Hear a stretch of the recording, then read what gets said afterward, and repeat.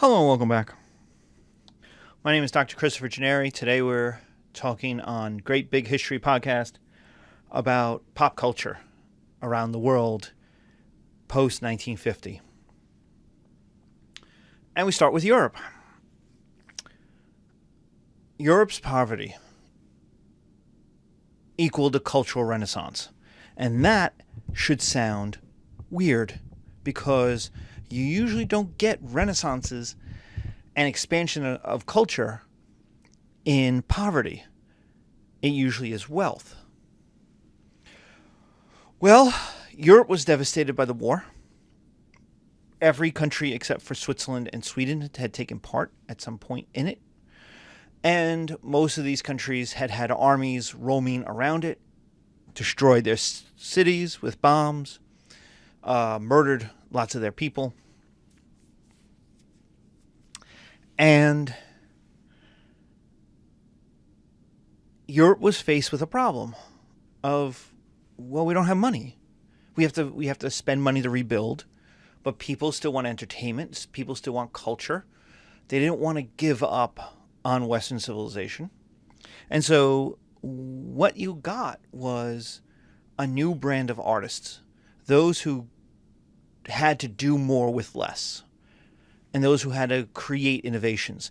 And this is in many ways the story of art post 1950, is the idea that it is the poor downtown artist in the burned out loft who's making the new art. It's not the well-to-do. It's not the well-financed. But real innovation, real art is coming from the scrappier parts of the city. We're going to see that in New York, in Chelsea, and in the Bowery, and in the Village, of course. Those are the famous parts. And then what happened is they became trendy neighborhoods. Wealthier middle-class people started to move in and pushed all those artists out. And those artists went to Brooklyn. And now they're getting pushed out of Brooklyn. So, but that wasn't true before. You wanted financing. You needed money in order to be an artist. And so you usually went for patronage. The great painters of the Renaissance, of 1500 to at least 1850 to 1900 are really people who, if they didn't have money themselves, they glammed onto moneyed forces. But Europe now has an issue, and that issue is the lack of money. It's been used up. And so you had to do more with less. You get more innovation. And what comes out of this is the French New Wave. 400 Blows, Breathless, Jules et Jim. These movies that come out that are shot on the cheap. Handheld. One camera. They have few actors. They're easy sets. These are the original indie movies. They're people talking. For those of you who are listening to the audio on the video, there's a scene from Breathless, I think. And or is it 400 Blows? I think it's Breathless. And it's two characters walking down a street in Paris. And one looks at the other and goes, "What are you looking at?" And the other one goes, "Nothing, just looking at you." It's just a conversation. And they're filming it. Why? Because it's cheap. It's easy to do. You shoot it right there on the street while people are at work. Britain won the war. And so this French New Wave is going to set the standard. And American directors in the 70s are going to kind of discover it and be blown away. But a lot of it is simple conversations. They're indie films. They're two people in a room talking about life. And that's what it is. And that's going to be movies in the 70s. That's going to be movies again in the 90s. when you get a new generation of people who don't have money, but they have technology, they got a camera, they have a few down and out actors out of acting school or whatnot, and you're like, hey, let's make a movie. What do you want to do? What do you want to make it about? Well, we'll like in Swingers, we'll literally have two dudes sitting there playing video games, talking about what they're going to do tonight. How about that? And we'll see what happens. And that was new. You didn't have the big sets. You didn't have the big stages. You didn't have the big crews. You can do it with a few people and some technology. Now, Britain is different. And Britain's pop culture post-war is going to be emphasized by James Bond, is the example I'm going to use. See, Britain won the war. And that meant, even though Britain was now poor, it meant it wasn't defeated. It didn't feel defeated. It was the one country who was in World War II from the beginning until the end and won. So they had every reason to be proud of that. The problem is that very clearly the British Empire was fading. It wasn't able to hold on to India, 1947, as we discussed. And India itself, the British India, broke up into pieces. Britain lost its control in the Middle East, leaving Palestine.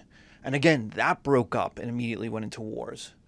The Pax Britannia, the great British peace of the last century from 1815 to 1915,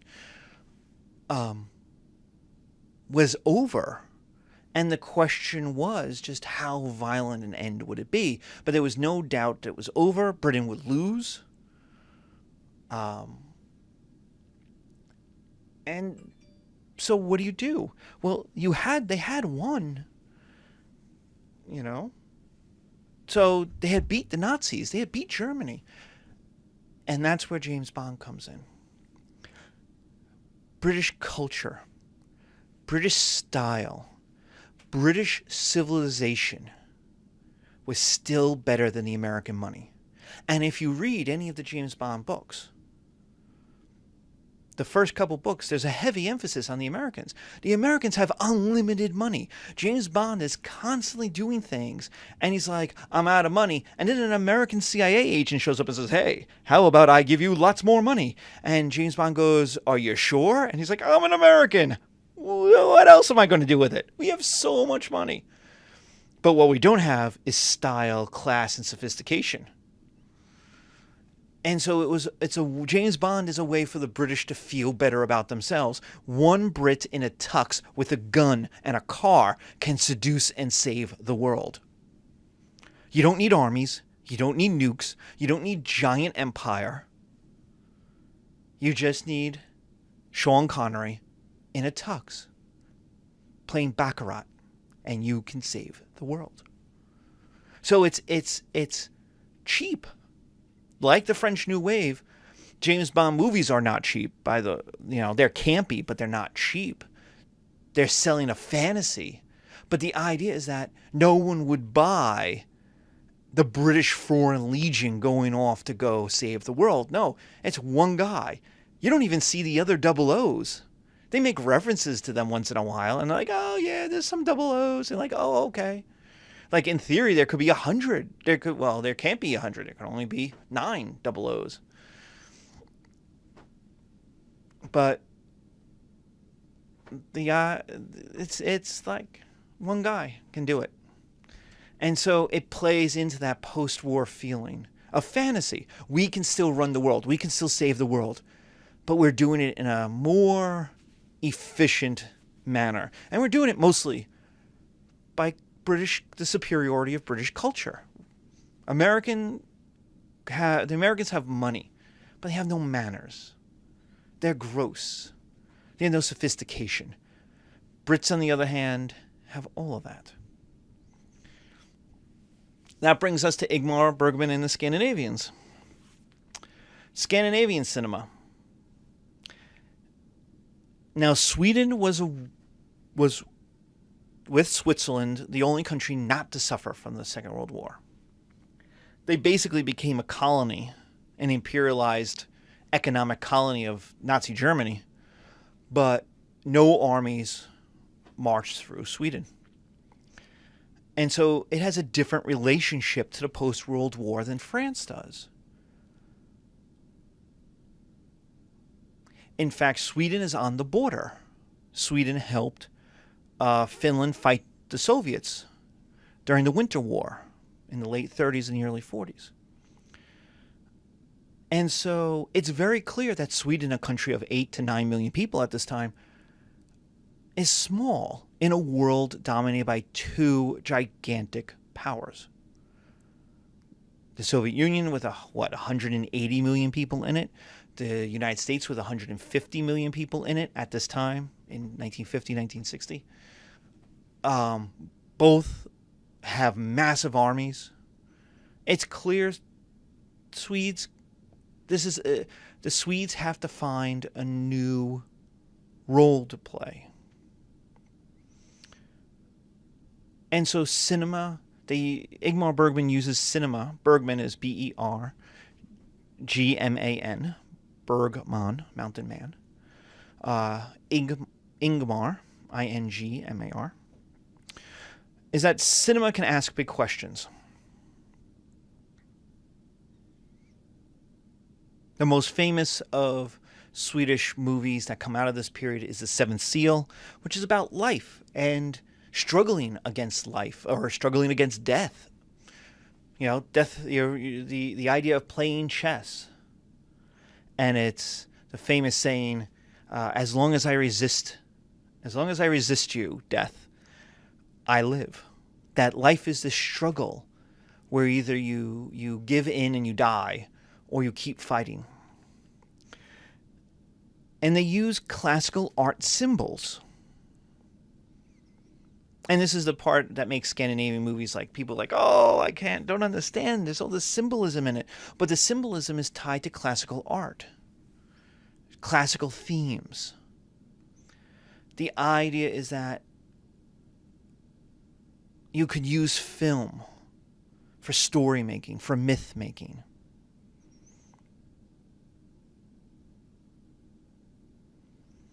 So that it didn't have to be just entertainment.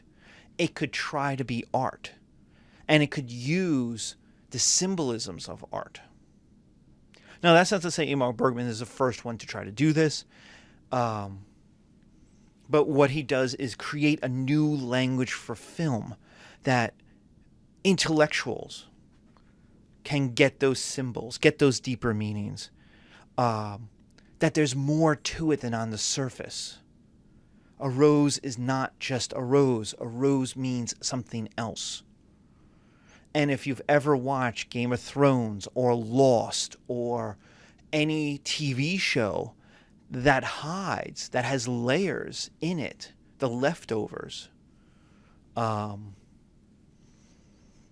in which the book somebody's reading is by a philosopher whose philosophy is a certain kind of postmodernism, and that gives you a hint of where the show is going.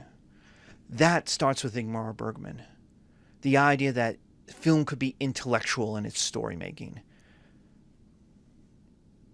That it could have these layers. It could be an onion. And in the US, he's going to be huge in the 70s. Those 70s filmmakers, Scorsese and even George Lucas, but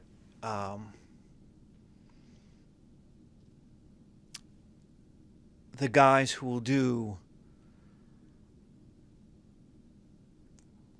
the dark urban movies of the 70s, from Coppola to I can't even think of them at the moment, but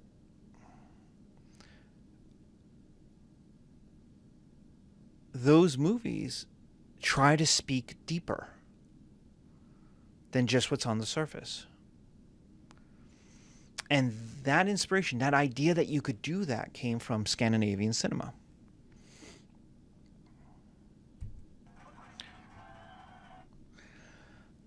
That brings us to Bollywood. Indian filmmaking. India. The idea of Bollywood, why Bollywood is important, is the idea that Indians, non-Westerners, can make culturally relevant cinema.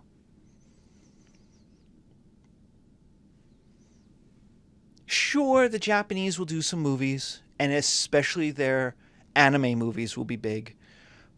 But Japanese material is really a closed off and relatively small industry. Bollywood, on the other hand, is massive. Bollywood makes way more movies than Hollywood and Europe combined. And the idea is that we can do this. Now, it makes sense that it would be India. India is probably the most Europeanized in a lot of ways of the colonies that get their independence. They got their independence in 1947, before the wave of the 50s and the 60s in Africa and East Asia.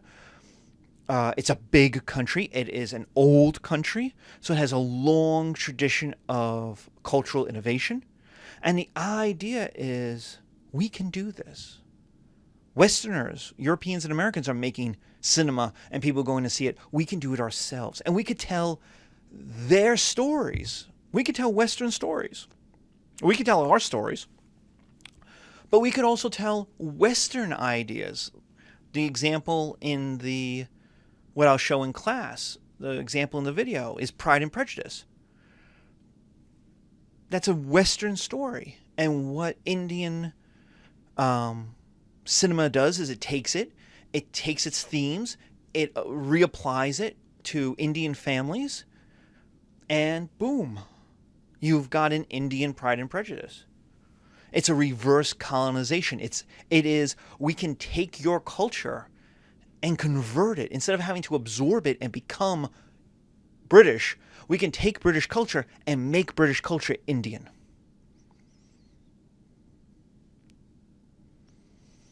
Romeo and Juliet is a classic of this, especially in countries that have ethnic fights, so that rather than be two families, they are of different ethnicities.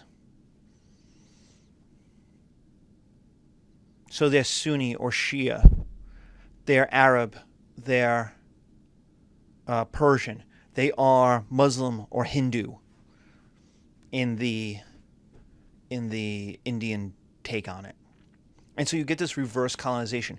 We can borrow your ideas without having to absorb them or be absorbed by them, without having to become European. And that's strong. That wasn't an option in the 1800s, in the early 1900s, where the Europeans said, you are going to absorb our stuff. You're going to speak English. You're going to speak French. You're going to absorb our movies. You're going to buy our books. We are going to send you to university in England and France to teach you stuff. Now, what Bollywood does is represent a cultural strength. We can pick and choose. And we can convert it. We can change it. We can make it our own. The same is going on in Nollywood. Nollywood. Oh, Bollywood, by the way, is Bollywood. Nollywood is the Nigerian African movie scene that has exploded in the last 20, 25 years.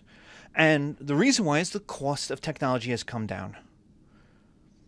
One is it's cheap to get cameras, and with digitalization, it's now cheap to, film is the most expensive part of movies, or where it was. Now it's not anymore. Especially with digitalization, or first video and then digitalization. So the cost of technology came down. Two is education spread, so that anyone can make movies.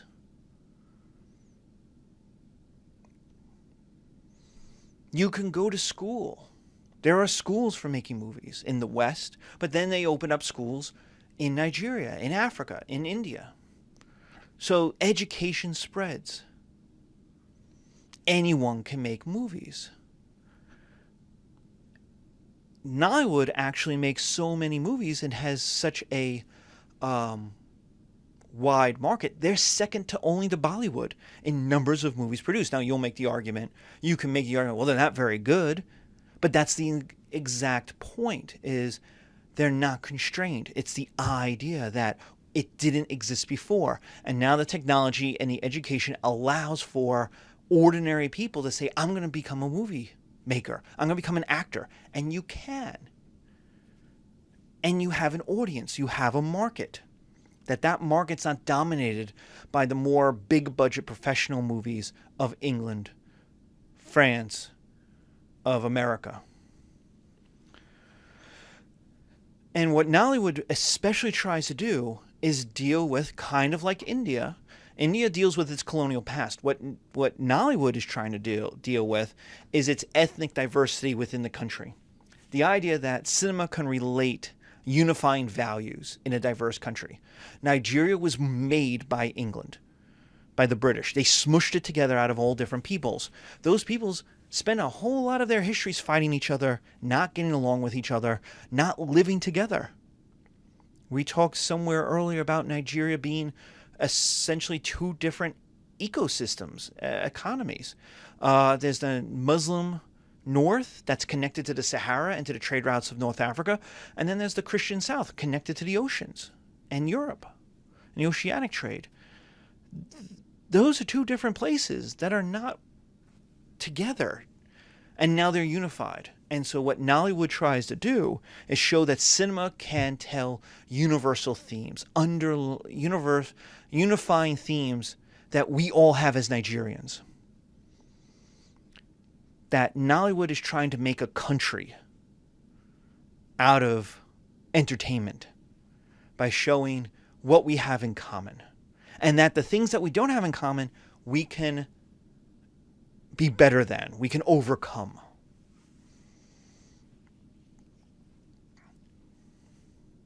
So, cinema also connects immigrants to home culture. Indian and Pakistani and Bangladeshis in New York City can watch Indian, Pakistani, and Bangladeshi movies.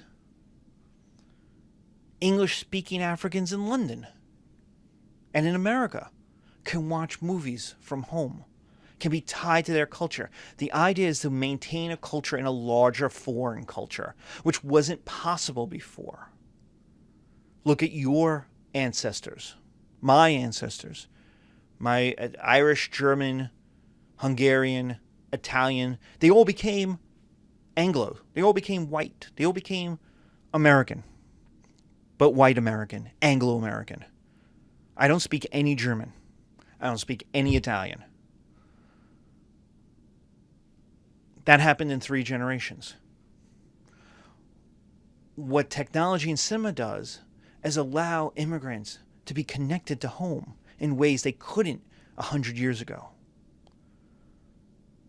The way satellite TV keeps them connected to news at home. So what are our results?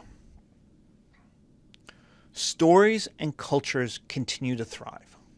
Despite the war, despite the civil wars, despite decolonization, stories and cultures continue to thrive. Technology can ease access to consumption and to creation. The VHS allows people to watch movies at home, even if they were made 10,000 miles away. The VHS camera allows you to make a movie that you can distribute. Identity is the most important part. This is part 3, that identity is the most important part of cultural strength. Who are we? What do we believe and why? And that's, you see this a lot in movies, trying to tell us who we are. What do we believe? And why do we believe these things?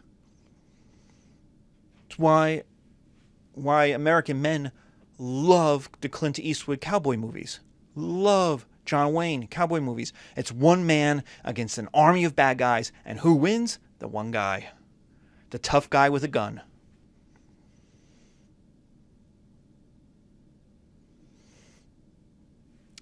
So since 1950, the world has gotten better, richer, more educated, more equal, more democratic, more optimistic. It is the best time in human history to be alive, on average. All right. Thank you very much.